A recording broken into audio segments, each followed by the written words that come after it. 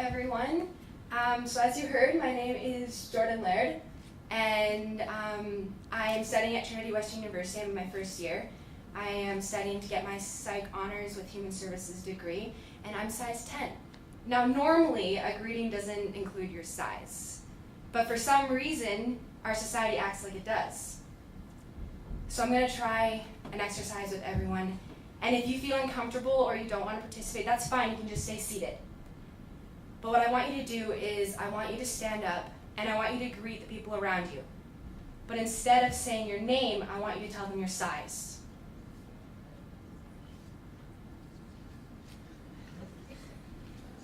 I don't know if you noticed, but the room got a little quiet.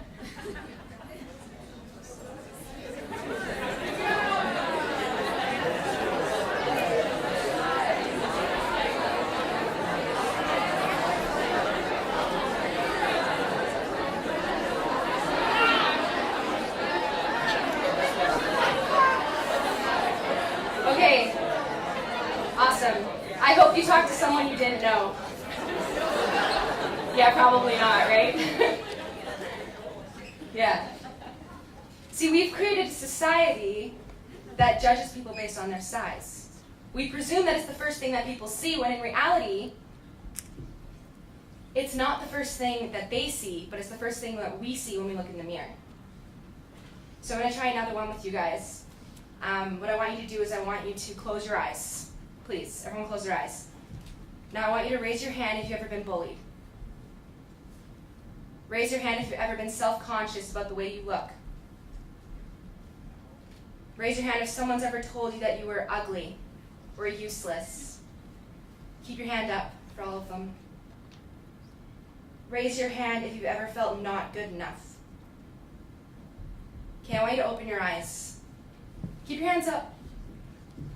Look around you. 2 words that can change a person's life. Me too. You guys can put your hands down. Now what would happen if everyone here that just put their hand up turned to their neighbor and said, me too? What would happen? We think that that's what people see. And we think that society judges us based on our weight or our size or who we are. In psychology, we talk about something called the looking glass self. And it's how we perceive the world is how we see ourselves in the mirror. Now, everybody faces a time where they feel like they don't belong. Everybody faces a time when they're staring at themselves in the mirror and they're searching for the good things about them, but they can't find it. I know that I have. Now, growing up, I was never really the kid that would really care what other people thought. I would go outside the house wearing whatever, and my sister would be like, no, go upstairs and change. Yeah. But it didn't matter to me. It didn't matter what other people thought. Either you were my friend or you didn't like me and you moved on. It was fine. And I was like that up until about grade 10. And I was always really, really involved in things. So I was involved with music and school and leadership and softball. And for all of those who know me, they know that softball is not just an activity. It's my life. It is a way of life. And it's not only my life, but it's my family's life. And it's been my family's life since my grandparents played when they were kids. And so I've been playing for about 14 years, and I've never really played at a competitive level until grade 10. And so when I started playing rugby softball, I realized that all the other girls could run faster than me. And all the other girls could do more sit-ups and push-ups than I could. And I started to feel like I wasn't good enough to make the team. I wasn't at the same level as the other girls, even though they've been playing together on a competitive level for a lot longer than I have. And in reality, fitness-wise, I actually wasn't that much different than they were. I actually fit in pretty well. But I thought I stuck out like a sore thumb. And so I started to work on it. And I pushed myself harder and harder so that I could keep up with the rest of the girls. And so I started working out more and eating less. And at first, I felt good about myself. I was being able to run faster. I could do more sit-ups and push-ups. I felt like I was kind of mixing in with the team a little bit more.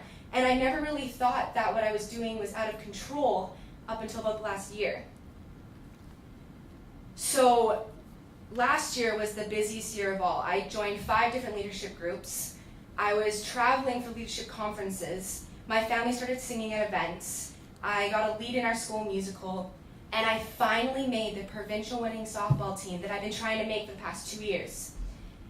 And I realized that the rhythm that I had, the not eating as much and working out, I thought I was healthy. But I started spending more and more time looking in the mirror and seeing what others saw, or what I thought they saw. And so I started taking every single comment that anybody made to heart, especially from one friend.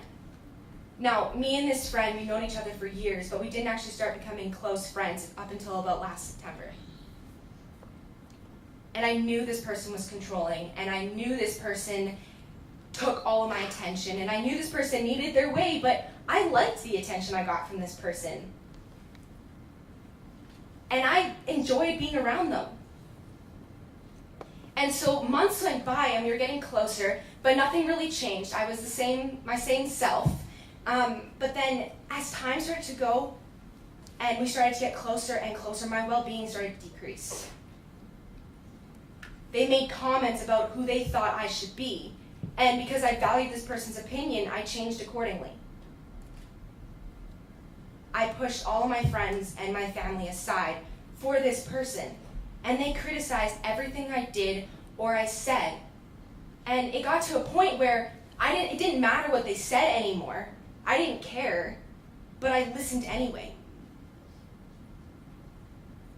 So I started eating even less because I thought that just made me feel better, and I felt awful about myself. This person made me feel awful.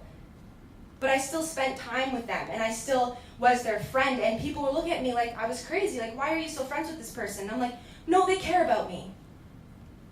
They care. I know they care. And so I was losing weight. I wasn't getting enough sleep. My grades started to drop. And so I was spending so much time with this person that all of my commitments and all of my priorities became second. And I became even further away from that. Myself, my well-being wasn't even on the radar for me. And so what I was doing is I was working out more, I wasn't eating as much as I should, and I wasn't getting enough sleep.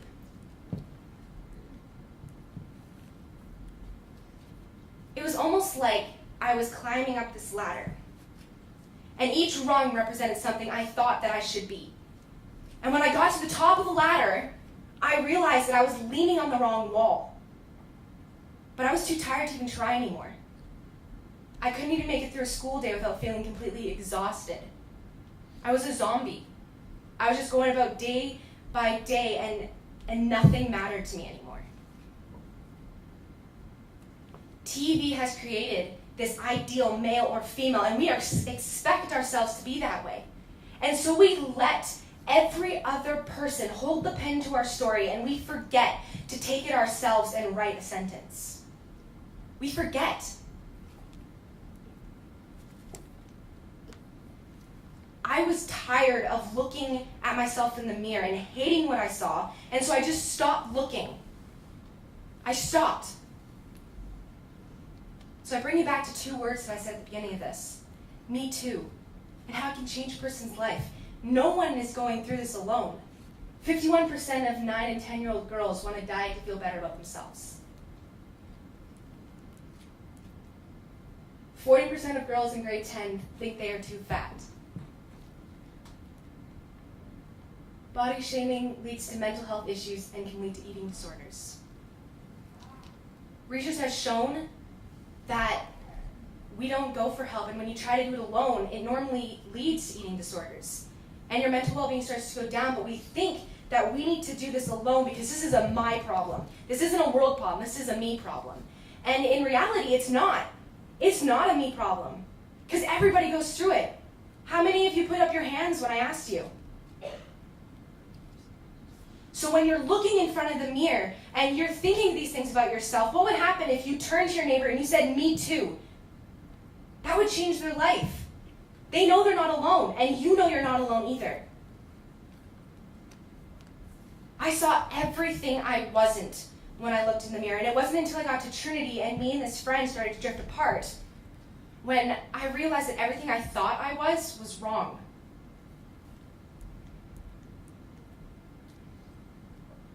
What would happen if we stopped seeing this when we looked in the mirror? What would happen if this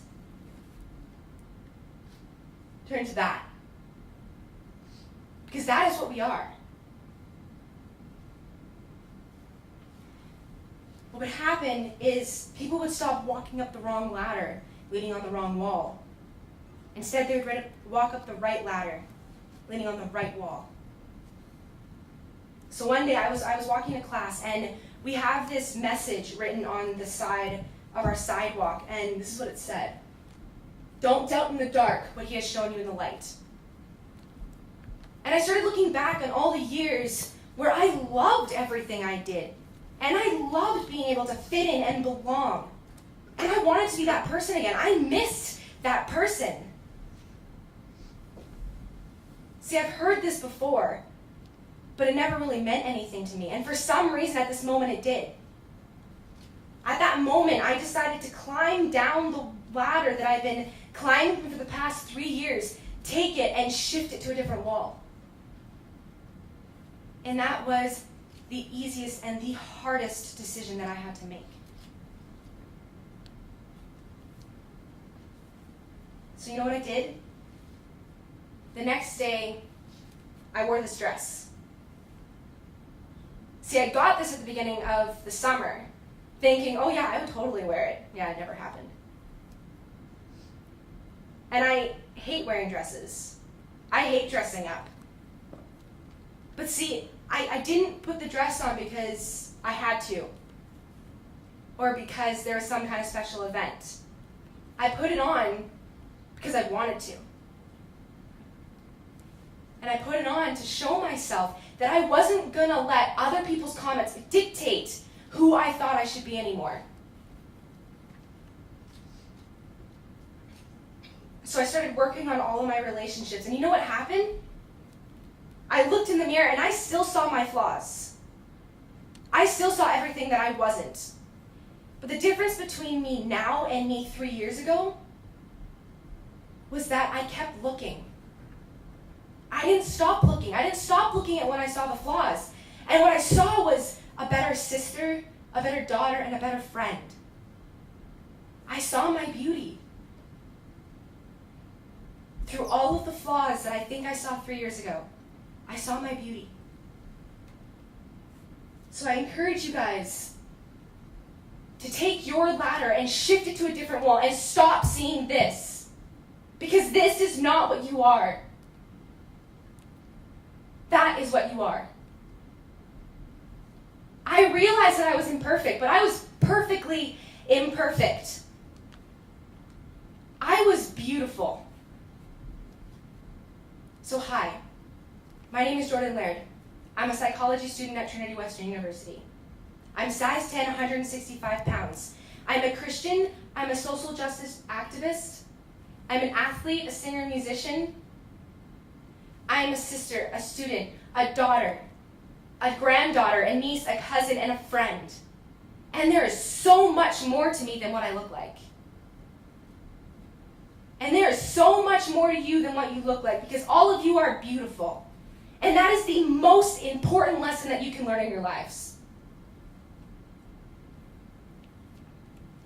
Now, I know who I am. And when times get rough, I remind myself of who I've become. And that is beautiful. See, you're not your size. You are so much more than that. And I'm not my size. We're not our size. We're beautiful. So hi. My name is Jordyn Laird. That's who I am. Just me. Just Jordyn. Thank you.